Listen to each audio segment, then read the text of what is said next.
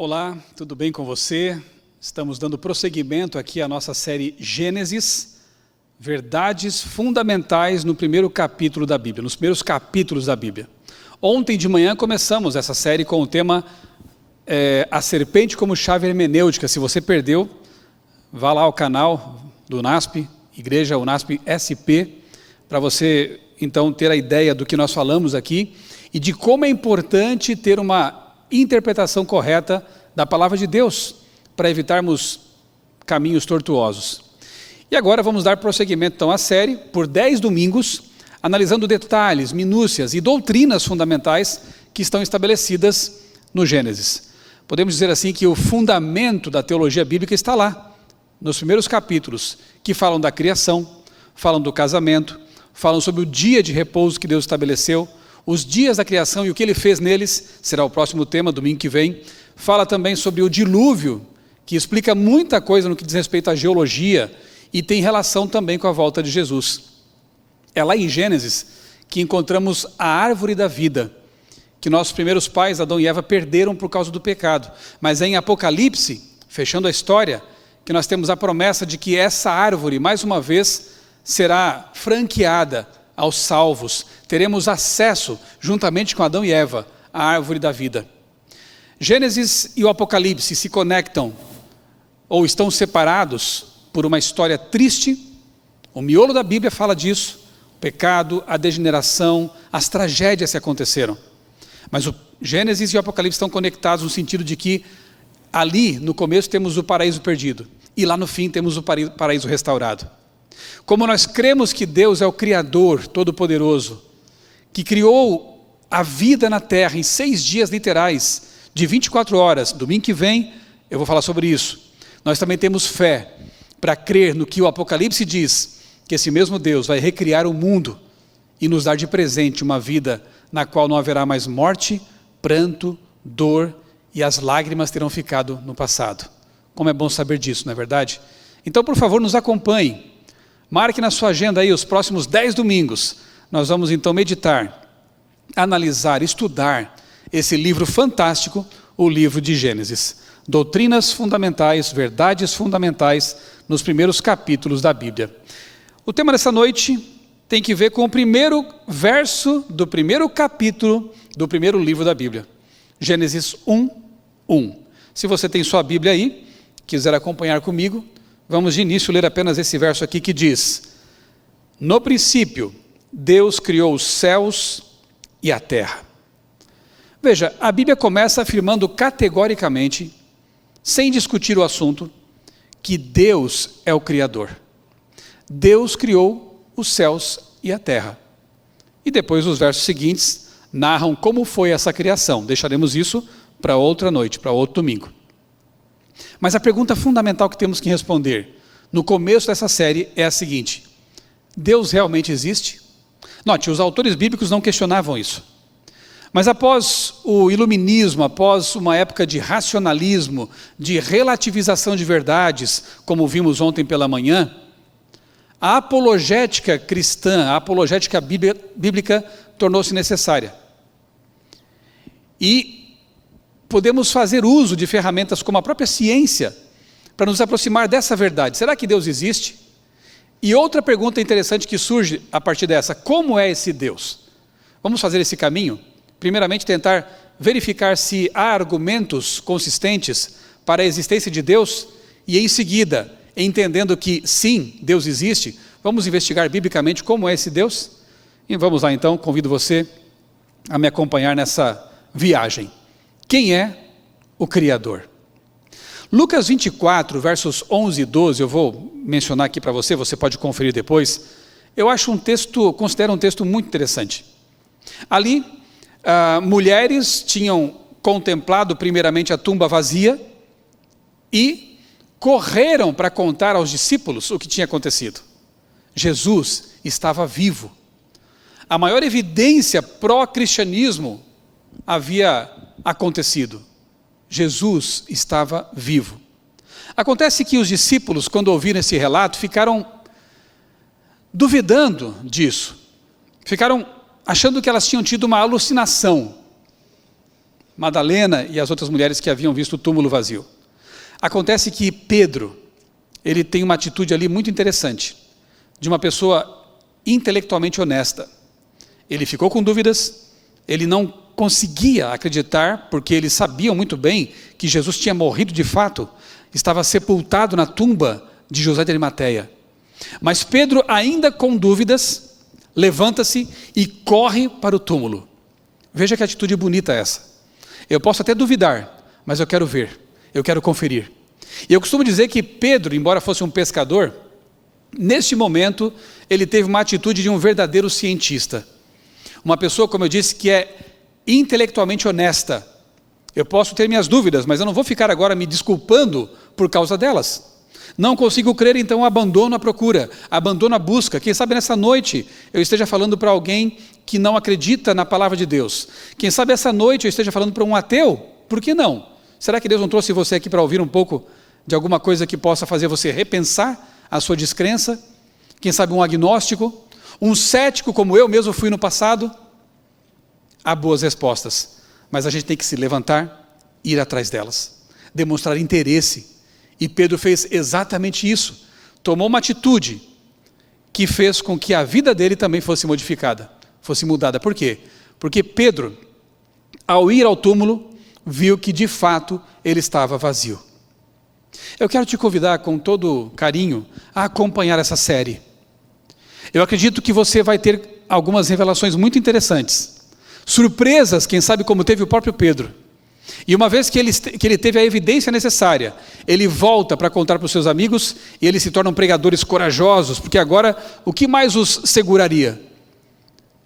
Cristo, o mestre deles, de fato, além de ser Deus, tinha o poder de cumprir todas as suas promessas. Ele estava vivo.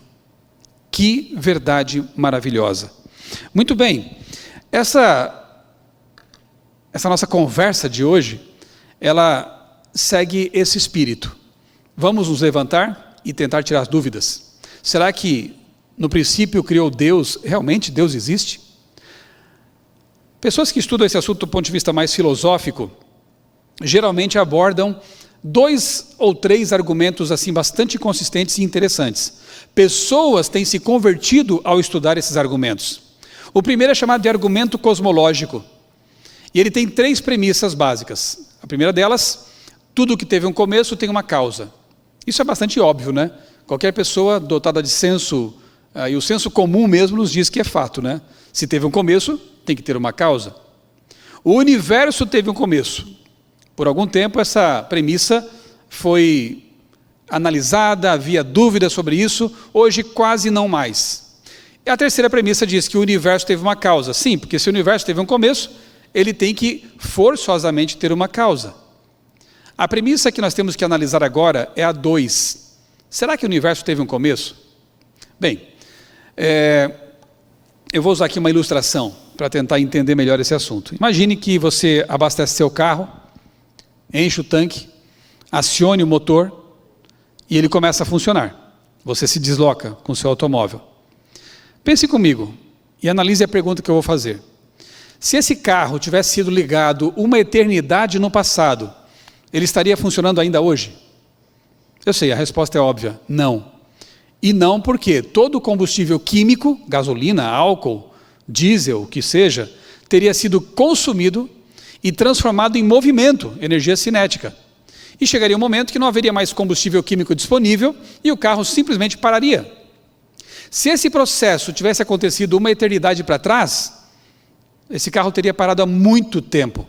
Na verdade, nem faz muito sentido falar em eternidade e tempo, mas enfim, só para a gente tentar colocar assim em pensamentos aonde eu quero chegar. Acontece que o nosso universo, em vários aspectos, parece também com uma grande máquina, um grande motor. Pensando nessas coisas, veja que interessante, alguns cientistas, e essa matéria foi publicada na New Scientist, uma revista científica, por que os físicos não conseguem evitar o evento da criação? E Alexander Vilenkin comentou: toda a evidência que temos diz que o universo teve um começo. Então parece já um certo consenso entre os cosmólogos, astrônomos, astrofísicos, de que de fato o universo teve um começo. E eles até entendem esse começo como sendo o Big Bang. Não vou discutir essas tecnicalidades agora, desse modelo padrão, mas o fato é que de fato os pesquisadores chegaram a essa encruzilhada. O universo teve um começo. Mas lembra da pergunta? Ou lembra daquela premissa?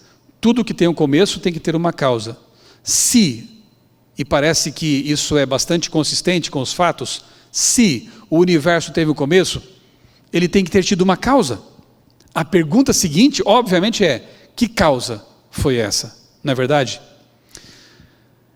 Isaac Newton, um grande cientista, um dos precursores da ciência, juntamente com Galileu, Copérnico e outros grandes nomes, era também um grande teólogo. Eu até trouxe aqui, quando preguei durante aquela série sobre o Apocalipse, as profecias do Apocalipse, que por sinal estão aqui também no canal da Igreja Unasp SP, esses temas, foram 8 temas. Eu mostrei aqui o livro de Isaac Newton. Muito interessante, um estudo sobre Daniel e Apocalipse. E esse físico brilhante aplicou ao estudo da Bíblia a mesma tenacidade, a mesma vontade com que ele estudou a natureza, a física, o universo. E ele dizia o seguinte, que o principal objetivo da ciência é realizar uma argumentação retrospectiva ao longo da cadeia de causas e efeitos mecânicos, até chegar à primeira de todas as causas, que certamente não é mecânica, a primeira causa não causada. Genial. Segundo ele, um dos objetivos da ciência é justamente analisar os efeitos para as causas. Então, o que causou isto? Aquilo. O que causou aquilo? Aquilo outro. E chega um momento que você retroage tanto nessa investigação que você encontra a primeira causa. E ela não pode ter sido causada por outra causa, senão isso aqui vai ad infinitum.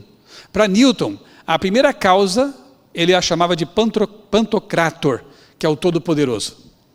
Para Newton, tudo que é natural foi criado a partir de um ser sobrenatural. Na verdade, esse ser sobrenatural, que está acima do que é natural, criou tudo que é natural. Tempo, espaço, matéria, tudo que existe, incluindo nós. Então veja, para Newton, esse ser seria a primeira causa não causada. Vamos analisar aqui rapidamente, então, algumas características dessa primeira causa não causada. Primeiro, tem que ser todo-poderosa. Por quê? Porque ela criou um universo vastíssimo, tremendamente grande. E é importante pensar nisso, porque o efeito nunca é maior do que a causa. A obra nunca é maior do que o criador dessa obra. E se nós tivermos uma ideia das dimensões do universo, a gente pode então avaliar um pouco melhor isso aí. Olha só na tela ali, os planetas do sistema solar. Temos ali a Terra, está vendo ali, azul, pequena, Mercúrio, Vênus e os gigantes gasosos, Netuno, Urano, Saturno e Júpiter. Só aquela mancha ali em Saturno, que tem aquelas faixas, né? Ela já é maior que a Terra, é uma tempestade, lá em Júpiter. Isso aí está no sistema solar, perfeito? O sistema solar está contido na galáxia, a Via Láctea. Tem aqui também uma ilustração que ajuda a entender um pouco melhor. Aí está a Via Láctea. O sistema solar é um pontinho, um desses braços em espiral. A Via Láctea tem 100 mil anos-luz de diâmetro, ou seja, se você tivesse uma lanterna potente o bastante, acendesse numa das extremidades da Via Láctea, a luz, viajando 300 mil quilômetros por segundo, levaria 100 mil anos para cruzar a galáxia. Bilhões e bilhões de estrelas, isso é uma galáxia apenas. Essa foto aqui foi tirada pelo satélite espacial Hubble, da NASA. Cada ponto desse, que você talvez pensasse ser uma estrela, na verdade é uma galáxia. É um grupo local de galáxias. Então pense, cada ponto desse tem bilhões de estrelas. Cada ponto desse tem, sabe-se lá quantos outros bilhões de planetas. E quem sabe até mundos não caídos. Deixa isso para um outro dia a gente conversar sobre, né? Essa ilustração aqui mostra superaglomerados de galáxias. Cada mancha dessa é um grupo desses. Então veja, é grande demais. E isso é o que a gente alcança com os nossos mais potentes telescópios, que têm suas limitações. Então imagine quanto ainda há além de tudo isso. É muita matéria, é muita energia, é muito espaço. Que causa foi essa? Só pode ser uma causa todo-poderosa. Além disso, é uma causa inteligente, por quê? Porque ela criou um universo que funciona. Não apenas um amontoado de matéria e energia, ou coisa assim parecida, mas ele criou um universo que funciona, com leis finamente ajustadas, um ajuste fino tremendo, constantes universais. Olha, imagine que você fizesse parte da primeira tripulação que vai, talvez um dia, pisar no planeta vermelho, em Marte. Você desembarca da nave com a sua roupa espacial especial e você começa a caminhar ali pelo solo marciano e de repente tropeça em alguma coisa. Você se abaixa, junta ali aquele objeto, quando você abre a mão, é um relógio. O que você concluiria com base nisso, nessa descoberta? Primeiro, marcianos usavam relógio, alguma coisa assim, e depois eles desapareceram. Ou, segundo, outras pessoas passaram por aqui antes e perderam o relógio. Duvido que alguém, por mais naturalista que fosse, pensaria que foram tempestades marcianas que fizeram com que partículas de metal se juntassem. Quem sabe uma atividade vulcânica fez com que derretessem essas peças, formando com os milhões de anos engrenagens. Um meteorito caiu ali perto, vitrificou o solo, depois esse pedaço de solo vitrificado acabou por outro terremoto, fazendo com que um pedaço de vidro se juntasse àquele mecanismo em formação, a fim de que depois de outros milhões de anos, um relógio aparecesse funcionando. Eu duvido que alguém pensaria desse jeito. Encontrar um relógio é evidência de um relojoeiro. O universo é mais do que um relógio. Nós nos ajustamos, nos guiamos, né, pelos movimentos astronômicos. Nós ajustamos nossos ciclos vitais aos movimentos astronômicos tão precisos. Um relógio gigantesco. E há pessoas que tropeçam nesse relógio, metaforicamente falando, e ignoram o fato de que tem que ter havido um relojoeiro, não é verdade? De vez em quando alguns tropeçam na verdade, como dizia Winston Churchill, tropeçam na verdade e fazem de conta que nada é nada. É o caso aqui desse trecho que eu vou ler para vocês, de uma matéria numa revista super interessante e especial, 29 coisas que não fazem sentido. É uma revista secular, uma revista que frequentemente trata com desdém, religião, Bíblia, essas coisas, mas aqui eles se deparam com uma verdade impressionante. Olha o que escreveram lá.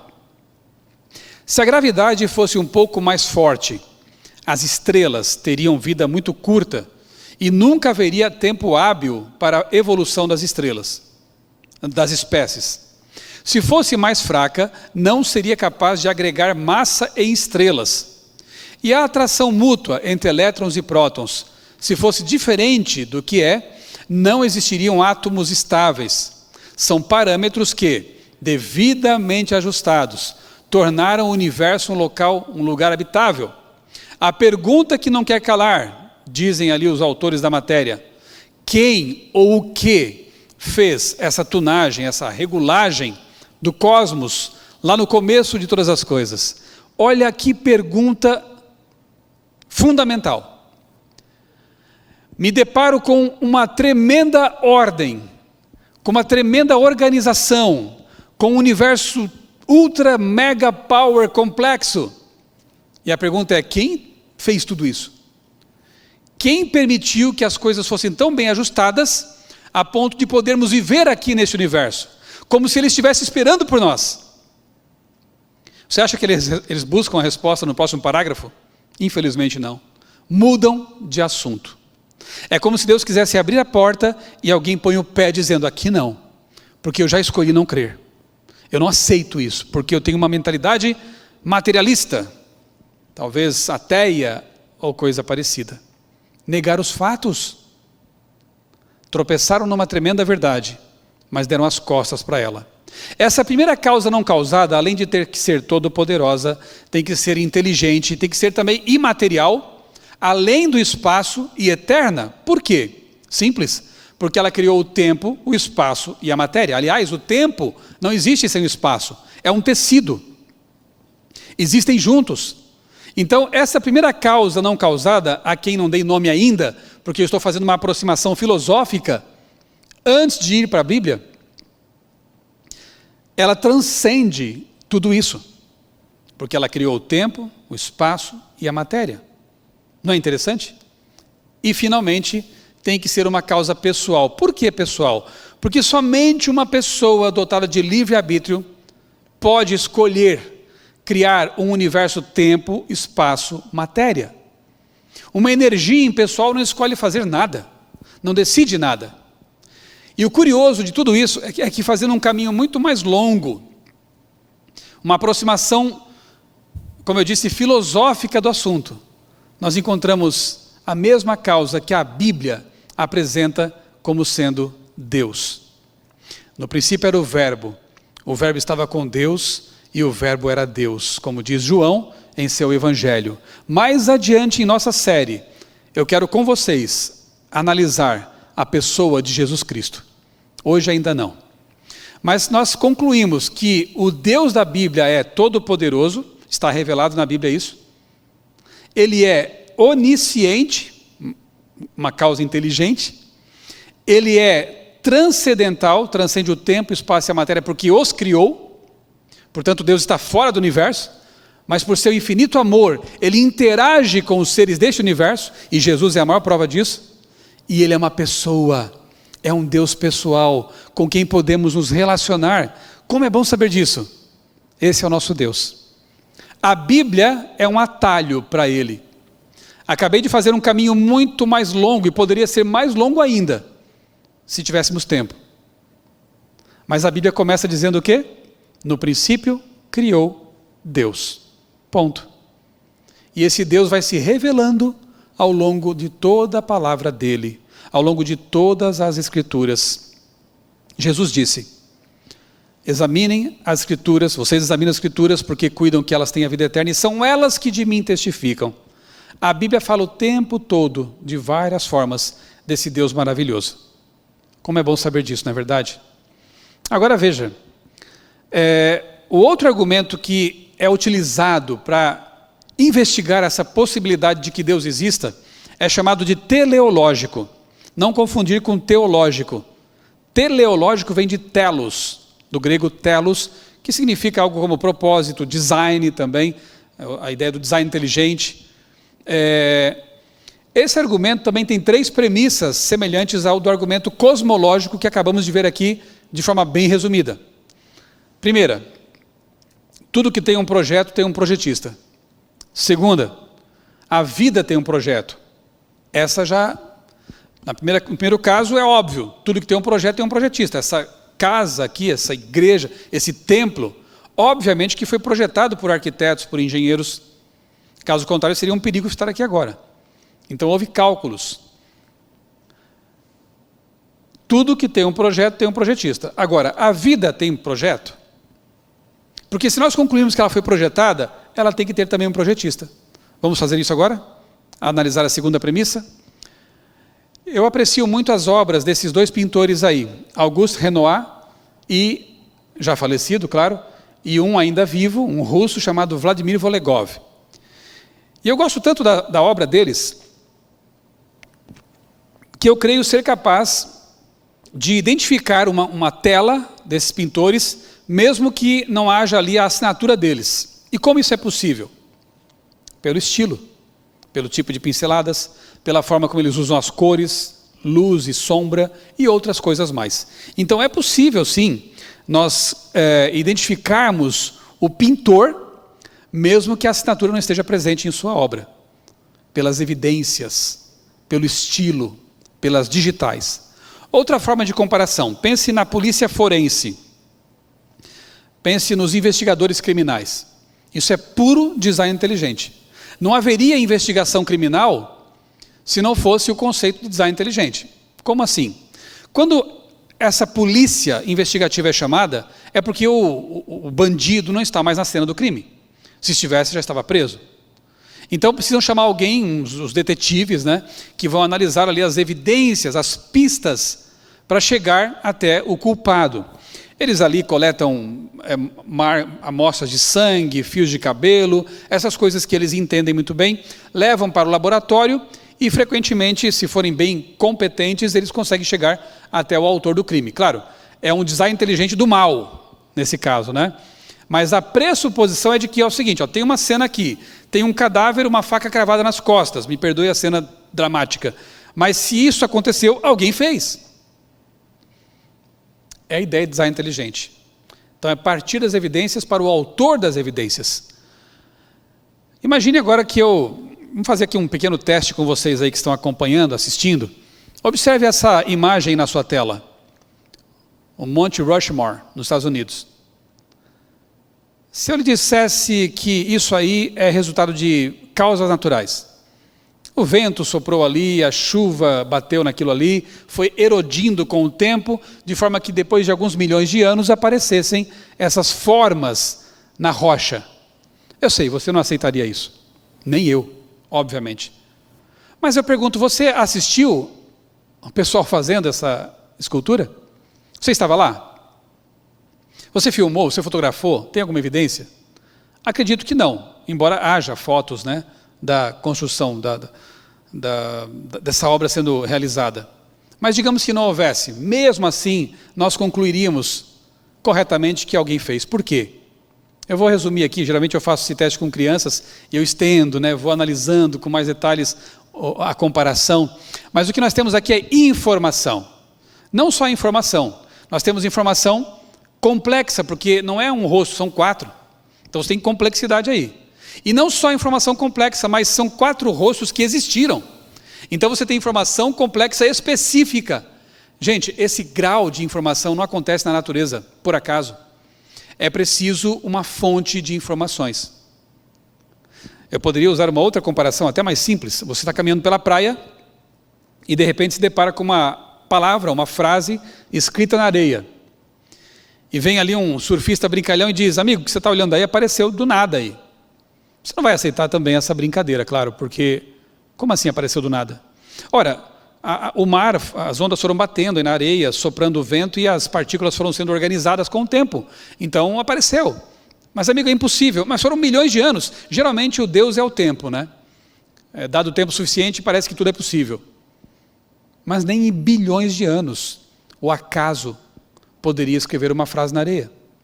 Coloque 1000 chimpanzés datilografando a esmo em máquinas de escrever, e mesmo em 3, 4, 5 bilhões de anos, eles não conseguiriam escrever um simples livro. Ok, vamos deixar as comparações meio infantis para lá, e vamos falar de assunto agora sério. Que como diz um amigo meu, o Dr. Marcos Eberlin, vida é coisa de profissional. Eu quero usar de propósito uma forma de vida que alguns têm como muito simples. A ameba. Exatamente, uma ameba. Segundo um cientista evolucionista ateu chamado Richard Dawkins, o núcleo de uma ameba tem o equivalente em informação a 30 volumes de uma enciclopédia. 30 volumes de uma enciclopédia. Lembra da Barça? Aquela enciclopédia que ocupava um espação na estante, né? Hoje em dia, com aplicativos de celular, as pessoas não têm mais tanta dimensão do volume de informações. Mas pensa naquela enciclopédia. Condensada, zipada, encriptada, codificada e colocada ali, no núcleo de uma ameba. Para de chamar as pessoas de ameba quando você quer chamá-las de simples, porque não existe essa coisa de vida simples. Se há vida, se há uma célula, ali está a complexidade. Eu terminei recentemente uma pós-graduação em biologia molecular e celular. Eu fiquei mais maravilhado ainda com o poder, a inteligência do Criador. Cada célula é uma verdadeira cidade com muitas funções, muitas organelas com funções específicas. Se há uma célula, um organismo com DNA, ele já é ultra complexo. E é muito complicado dizer que aquela informação surgiu do nada. Deixa a ameba de lado agora e pensa em você, ser humano. Se o teu genoma, esse código que roda dentro de você, o teu software, fosse transformado em livros, eles formariam uma pilha de 170 metros de altura, o que é mais ou menos a metade do famoso Pão de Açúcar, uma montanha de livros. Uma biblioteca é você. Cada célula, e você tem trilhões delas, contém mais ou menos 1,5 gigabyte de informação. Sabe o que é giga? É bilhão de bits. Cada célula humana tem 1,5 bilhão de bits de informação. Agora multiplique isso por trilhões de células. O número é um absurdo, chamado zettabyte. 60 zettabytes de informação redundante. É muita coisa. Agora, pare e pense um pouco. Se uma simples palavra escrita na areia aponta para uma mente inteligente que escreveu, o que dizer de 60 zettabytes, que é o número 60, seguido de o número 6, seguido de 60 zeros? O que dizer desse nível absurdo de informação? Acaso? Mutações aleatórias filtradas por seleção natural? Eu não consigo entender as coisas desse jeito. Aqui eu faço coro aos autores de um livro que tem como título "Não tenho fé suficiente para ser ateu". Essa é a verdade. Outra comparação aqui com vocês. Alguns anos atrás, foi publicado a notícia de um achado interessante. Eu chamei de o enigma da engrenagem. Aqui está a notícia. Uma pecinha, um dente apenas de uma roda dentada, uma engrenagem, foi encontrado no meio de um veio de carvão datado em 300 milhões de anos. Isso foi uma bomba no meio científico evolucionista. Por quê? Porque para eles, há 300 milhões de anos não havia seres humanos, não havia seres capazes de modelar. Aqui está uma outra foto da pecinha, olha só. Modelar uma peça como essa. Dinossauros, quando se saiba, não faziam metalurgia. E aí eles ficaram quebrando a cabeça, mas como resolver esse enigma? O carvão não pode ser recente, porque a pressuposição deles, a cosmovisão evolucionista deles não permite que a Terra tenha uma datação recente, que o carvão possa ter se formado recentemente, como nós cremos em relação com o dilúvio. Então o carvão não pode ser recente, ele já é antigo, nós cremos assim. Então como entender que uma peça de metal claramente confeccionada está ali no meio de um veio de carvão tão antigo? E pensaram e tentaram explicar as coisas, até que um cientista veio com esta. Olha, na verdade essa peça só pode ter sido feita por alienígenas. Uma nave espacial passava por aqui há 300 milhões de anos, perdeu uma peça e ela ficou lá, no meio de um charco, no meio de um pântano, de uma turfeira, que depois virou carvão. Interessante, não? Sabe o que me chama a atenção? É que nenhum desses pesquisadores supôs o seguinte: será que não pode ter sido, vamos àquela história de Marte de novo? Terremotos que fizeram com que metais se juntassem, calor fundiu esses metais, e aí eles foram se amoldando com o tempo. Ninguém propôs algo assim. Por quê? Porque quando você tem evidências de design, isso obviamente remete a um designer. Você percebeu? Mas como não creem em Deus, e como não creem que possa ter havido seres humanos naquele tempo, e de fato não havia, deve ter sido um ET, deve ter sido uma raça alienígena. Mas não importa, aí está o designer. Você percebe? Mas quando eles percebem uma coisa assombrosamente reveladora de design na vida, aí apelam para o acaso. Quer um exemplo? Aqui, nesse caso, foi só uma pecinha de uma engrenagem. Eu vou lhe mostrar agora uma engrenagem inteira. Olha aí, observe bem. 2 rodas dentadas, uma engrenagem completa. Você sabe a quem pertencem? Uma máquina? Não exatamente. Pertencem a esse pequeno inseto chamado Issus coleoptratus. Ele tem essas engrenagens entre as patinhas ali que lhe permitem saltar de modo preciso. O grilo, por exemplo, tem as patinhas desarticuladas, então ele salta para lá, para cá, enfim. Mas o Issus, ele consegue saltar em linha reta. Uma engrenagem natural, biológica. Então, o mesmo pensamento aplicado lá, aquela pecinha de uma engrenagem no meio de um veio de carvão, que denota um designer, um criador, deveria também ser aplicada e muito mais ao caso de evidências de máquinas de design na natureza. Quando nós pensamos, por exemplo, em nanotecnologia, como é esse caso aqui, um nanomotor que cabe aqui na ponta do dedo, ficamos maravilhados, e com razão, é tecnologia de ponta, mas se eu lhe dissesse que essa tecnologia é muito mais antiga do que as pessoas imaginam, rotores moleculares, nanomotores, já existem há milhares de anos, há pelo menos uns quase, ou um pouco mais de 6.000 anos. É o caso aqui do rotor bacteriano. Observe aí na sua tela agora uma animação que mostra esse rotor bacteriano funcionando.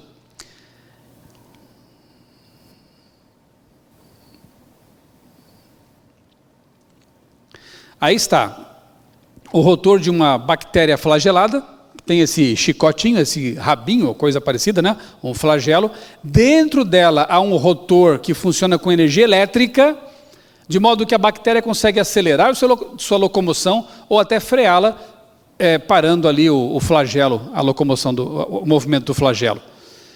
Espermatozoides também têm essa tecnologia e, graças a Deus, desde sempre eles têm essa tecnologia. Porque, do contrário, eu não estaria aqui agora falando para você e nem você me ouvindo. Então, são tecnologias que o ser humano copia e que são de ponta. Mas o original já é bem antigo e funciona muito bem, graças a Deus. Outra máquina molecular que me fascina, quando estudamos aí a biologia molecular, é a quinesina. A quinesina é um robozinho molecular que literalmente caminha sobre os microtúbulos da célula. Os microtúbulos são aquela estrutura, mais ou menos como o esqueleto da célula, que mantém a sua estrutura, o seu formato. A quinesina, e aqui eu tenho mais uma animação para mostrar para vocês, ela ali aparece então, caminhando, né, como eu disse, sobre o microtúbulo, carregando nas costas literalmente uma vesícula. Ela então aloca essas organelas nos locais corretos dentro da célula. Lá atrás vinha outra caminhando, lá atrás tem outra caminhando. Veja, nós temos milhares desses motores, pequenos motores moleculares dentro de nós, mantendo nossa vida. Milhares em cada célula. Eu já acabei de dizer para você que nós temos trilhões de células. Então, imagine quantos nanorobôs neste momento estão funcionando dentro de você para que você possa existir, para que você possa viver. Agora eu pergunto, você está consciente disso? Você precisa gerenciar todos esses robôs para que você possa existir? Mais ainda, você está gerenciando os batimentos cardíacos? Você está conscientemente fazendo a medição da temperatura do ar, como nós estamos fazendo o tempo todo com os sensores que temos espalhados pelo corpo? Você está conscientemente processando a energia luminosa que chega até você e que o cérebro decodifica dizendo que são formas, cores, perspectivas? Não. E isso é maravilhoso também. Um cientista físico, que era grande amigo do Stephen Hawking, Vladimir Milonov, um russo, nesse livro aí, Subliminar, ele afirma que cerca de 70% do processamento cerebral é automatizado. Graças a Deus. Então você dorme e o coração continua batendo. Você dorme e as quinesinas, os robozinhos moleculares, estão lá trabalhando por você, sendo gerenciados por seu cérebro, mas de modo automático. 30% estão livres para você pensar, para você amar, para você ouvir essa palestra, se maravilhar com o Criador. Louve a Deus por essa automação toda, porque senão você não conseguiria viver. Se tivesse que administrar conscientemente cada uma das trilhões e trilhões de quinesinas, é muito mais do que o número de estrelas em nossa galáxia. Se tivesse que fazer isso conscientemente, o seu sistema operacional travava na hora. Você não conseguiria fazer mais nada. Apenas gerenciar o batimento cardíaco já seria algo terrível. Bate coração, por favor, não para. Eu quero ouvir a palestra, mas eu não posso me desconcentrar. Bate, bate, sístole, diástole, sístole, diástole. Mas não é assim. Automação. Quando vemos uma fábrica automatizada, o que pensamos? As pessoas que projetaram isso são muito inteligentes, isso é incrível. Ok, é verdade, mas quando você se olha no espelho e vê o nível de automação com o qual o seu corpo foi projetado, o que você pensa? Deveria pensar o mesmo ou muito mais do que isso aí, na verdade. Ok, o argumento ontológico tomaria muito tempo para a gente tratar dele aqui nesta noite. Eu vou deixar que você vá ao meu blog criacionismo.com.br. Você vai digitar lá, argumento ontológico, de Kurt Gödel, e você vai ficar maravilhado. Se você é da área de exatas, matemática ou física, você vai ficar maravilhado com um teorema de lógica modal que demonstra a existência de Deus. Ele está aqui na tela. Aqui está o teorema. Divirta-se. Ok? Mas eu preciso avançar, então isso aqui tomaria tempo demais. São argumentos que apontam de fato para a existência de Deus, mas devemos lembrar, como diz Moisés em Deuteronômio 29, que há verdades que são reveladas, porém não totalmente explicadas. Aquilo que Deus julgou por bem nos revelar, Ele o fez. Mas há mistérios que somente na eternidade, e olha lá, hein? Porque Deus é maravilhosamente grande, infinito, transcendente. Nós teremos uma eternidade para investigar tudo isso, a sua criação, as galáxias, do macro ao micro-universo, as evidências do designer, de Deus, o nosso Criador. Mas aquilo que Ele julgou por bem nos revelar está na palavra dEle. E uma dessas coisas tem que ver com a sua natureza. Acabamos de ver aqui, rapidamente, evidências que apontam para um designer, para o Criador do universo, da vida. Mas quem é Ele? Como é Ele? É verdade que a natureza revela as mãos do Criador. É verdade que, como diz Paulo em Romanos capítulo 1, os atributos invisíveis de Deus podem ser percebidos por meio das coisas que Ele criou. Mas também é verdade que a natureza, após o pecado, e nós vamos estudar esse assunto mais adiante em nossa série aqui, nas noites de domingo, no canal do NASP, da Igreja NASP SP, é verdade que por causa do pecado, houve uma ruptura, houve uma quebra. A natureza hoje não é plenamente capaz de nos mostrar quem é Deus. Porque, como vimos ontem pela manhã, existe vida e existe morte. Existem rosas, mas também existem espinhos. Existem bons animais e animais que caçam outros. Então, a concepção evoteísta, por exemplo, tratei disso ontem também, ela não é capaz de trazer uma imagem clara do nosso Criador. Pelo contrário, apresenta uma imagem distorcida dele. Mas louvado seja Deus, porque além da revelação natural, o universo, a vida, o mundo que nos rodeia, a natureza, nós temos a revelação especial, que é a palavra dele, a Bíblia Sagrada, a palavra inspirada de Deus. Graças a essa revelação especial, a Bíblia, nós podemos saber como é Deus. A ciência nos mostra que Ele existe. Aliás, se não me engano foi Pasteur que disse que pouca ciência nos afasta de Deus, muita ciência nos aproxima dEle. Mas a Bíblia, de modo muito especial, mostra como é esse Deus, o caráter dEle. E nesses textos aqui que eu vou citar para você, Gênesis 1, 26, Gênesis 3, 22, Gênesis 11, 7, nós vemos um Deus plural. Isso é interessante. Por exemplo, façamos o homem à nossa imagem e semelhança, como está em Gênesis 1. Gênesis, o primeiro capítulo da Bíblia, já nos dá a informação a respeito de que Deus existe e de que Ele é triuno, ou pelo menos plural. Porque é preciso que tenha havido um diálogo ali, ou um triálogo, enfim. Porque anjos não criam.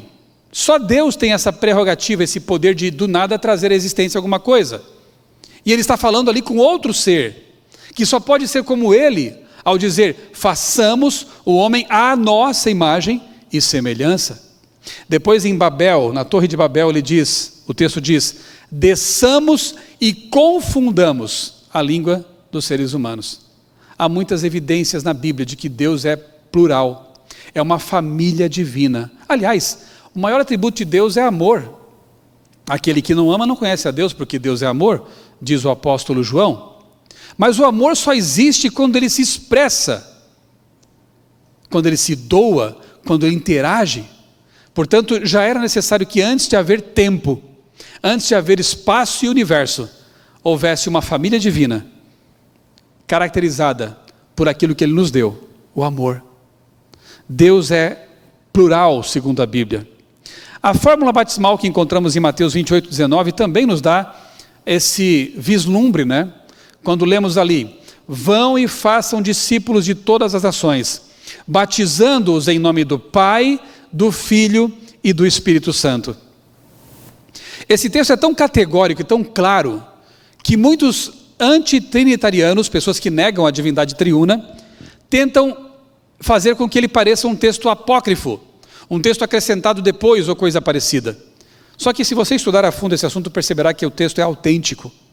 E para quem crê, como eu, que Ellen White é uma profetisa usada por Deus, ela escreveu Testemunho para Ministros e Obreiros Evangélicos, página 65. Ide, ensinai todas as nações, batizando-as em nome do Pai, do Filho e do Espírito Santo. Ela escreveu: enquanto essas palavras estavam nos lábios de Jesus, ele ascendeu, recebendo uma nuvem de anjos e o escoltando até a cidade de Deus. Se essas palavras, segundo Ellen White, foram proferidas pelos lábios de Jesus, como podem alguns adventistas, ou que se dizem adventistas, afirmar que esse texto não é inspirado por Deus? Que esse texto seria uma interpolação, algo apócrifo?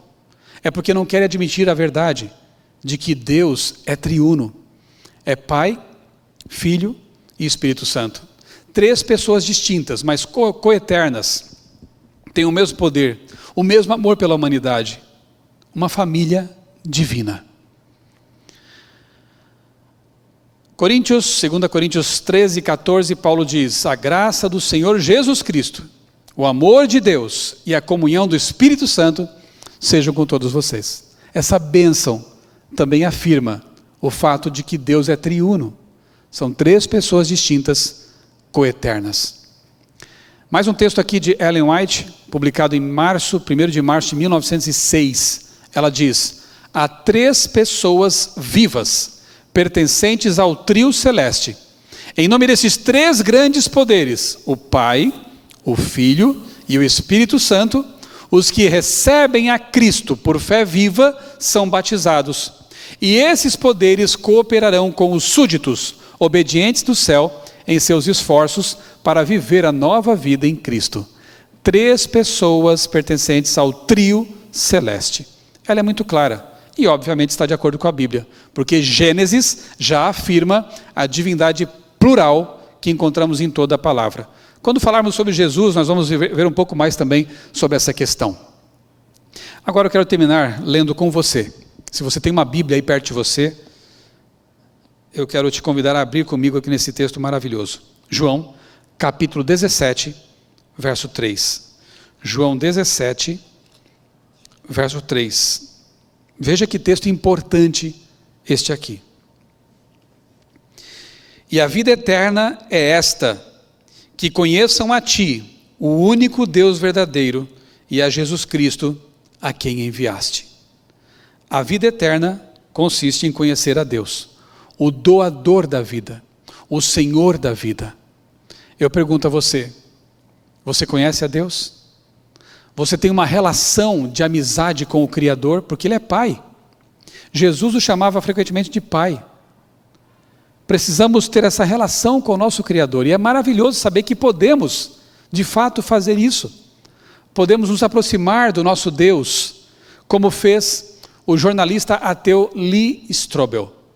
Eu gosto muito da história dele, me identifico com ela, inclusive, porque também sou jornalista e também tive uma fase de descrença em minha vida.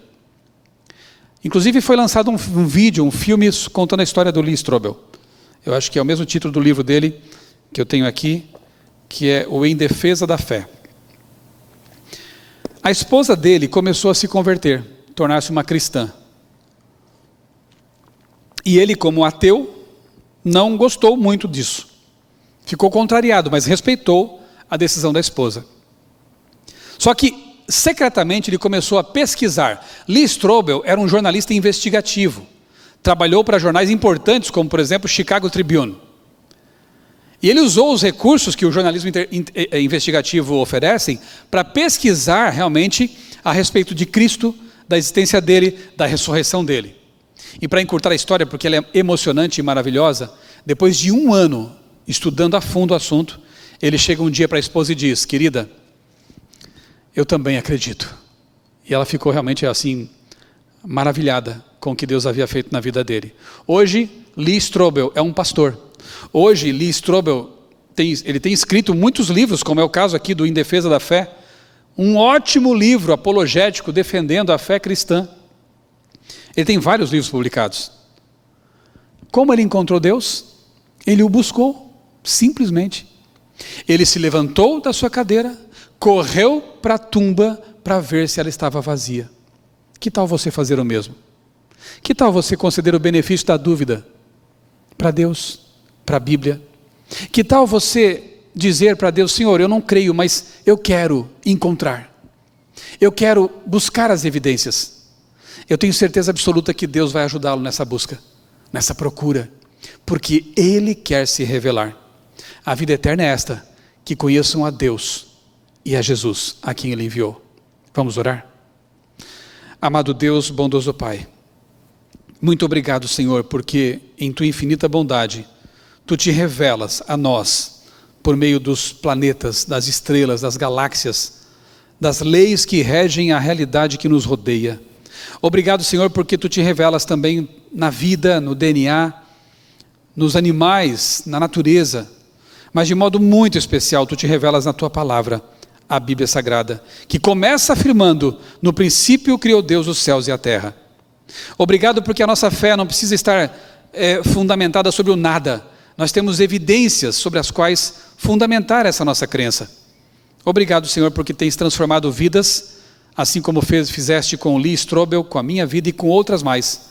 Abençoa, Pai, essa pessoa que está nos ouvindo neste momento, assistindo a esta gravação, para que ela também possa sentir a Tua presença na vida dela e ser feliz por ter encontrado a resposta para as perguntas mais importantes da vida. De onde viemos, para onde vamos e por que estamos aqui. Dá-nos, a paz, as Tuas bênçãos e que nós possamos, domingo que vem, mais uma vez estudar um tema importante aqui no livro de Gênesis. Pedimos essas bênçãos agradecidos em nome do Senhor Jesus. Amém. Até domingo com mais um tema da série Gênesis, verdades fundamentais nos primeiros capítulos da Bíblia. Fique com Deus.